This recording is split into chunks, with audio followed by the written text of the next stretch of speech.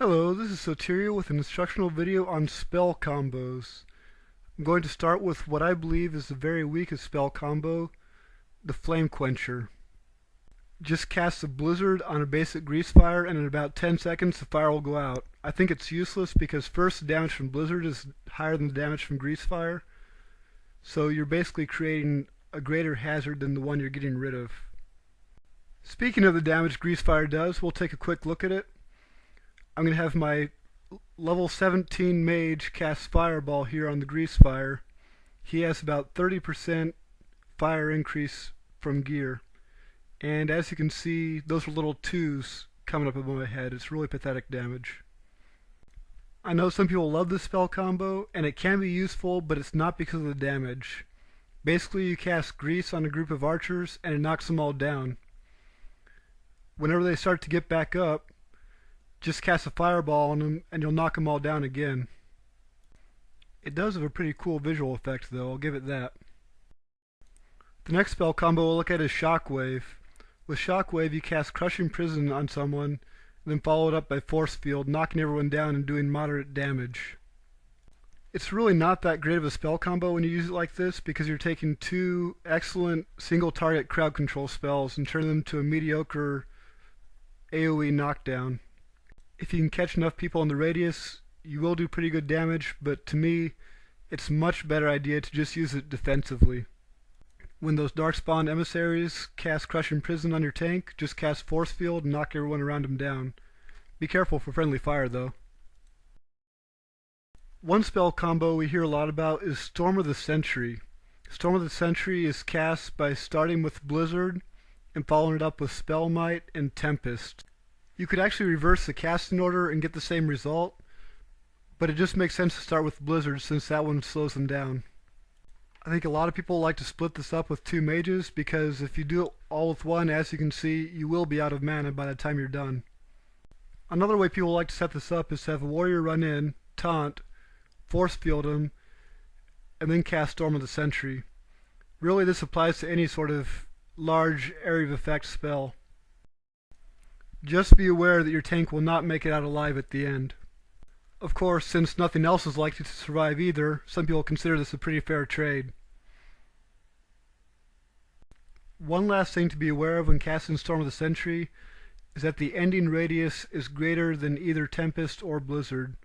You can see I'm safely outside the area of effect right now, but as soon as I get done, I get killed. Next, we'll take a look at Entropic Death. Entropic Death is what happens when Death Cloud and Death Hex collide. The result is a pretty massive amount of damage, especially if you combine it with Vulnerability and Affliction Hex. Again, it doesn't really matter what order you cast them in, but I do recommend starting with the Death Cloud. Reason being, anyone you cast Death Hex on is likely to run straight for your mage before you can get any other spells off. This one can be a little bit of a trick to get off, for similar reasons that any large AoE spell is difficult to land. The best ways I've found is to either use a choke point like you saw before, or any sort of large crowd control spell to keep everyone inside the death cloud. Moving right along, one of the simpler but more effective spell combos is Nightmare. When you cast Horror on a sleeping target, it does a large amount of unresistible spirit damage in addition to its usual effect. Just make sure you don't accidentally attack someone with your staff between casting Sleep and Horror. Of course, if you can land a Vulnerability or Affliction Hex before casting Horror, it'll do even more damage.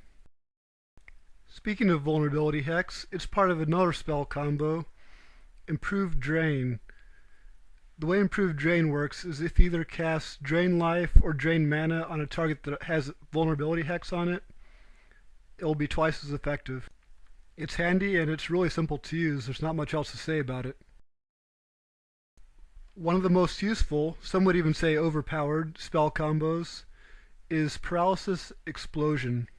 You get this one by casting Glyph of Repulsion on a paralyzed target, or by casting Glyph of Paralysis on top of an existing Glyph of Repulsion.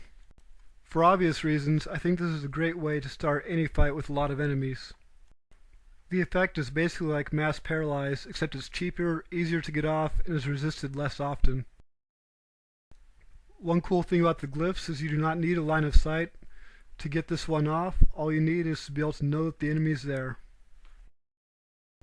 Paralyzing Explosion is weaker than Mass Paralysis in one way, in that it is not party friendly. If you're not careful, this one will take out your whole party in a hurry. Of course, again on the flip side, it's almost never resisted. I'll just briefly mention Advanced Animation because it is a spell combo. All I've seen that this does is make your skeleton 10% stronger in every way. Also, they have an increased chance to get an extra ability. As always, the summoned skeleton comes back to life as the same class as whatever it was before it died. The final one we're going to talk about is the Shatter combo. Shattering occurs whenever a frozen or petrified target is hit with either a critical hit or Stone Fist. It's very group friendly and it's very easy to do. The only dangerous part is landing the initial cone of cold. At that point, I pause the game and set up each party member to use an auto crit ability on a different target. As far as I know, the only class that really can't do this is a dual wield rogue, because all their attacks against frozen targets are going to be automatic backstabs. Shattering is a great way to take out a large number of enemies quickly. You can even kill the yellow elites this way, although it is a very low chance. Another cool thing about the Shatter combo is how well it works with Walking Bomb. Simply freeze or petrify an enemy, cast Walking Bomb on them, and then shatter them from a safe distance with Stone Fist. And that's all I have for spell combos. I hope you enjoyed the videos and maybe learned something. Take care.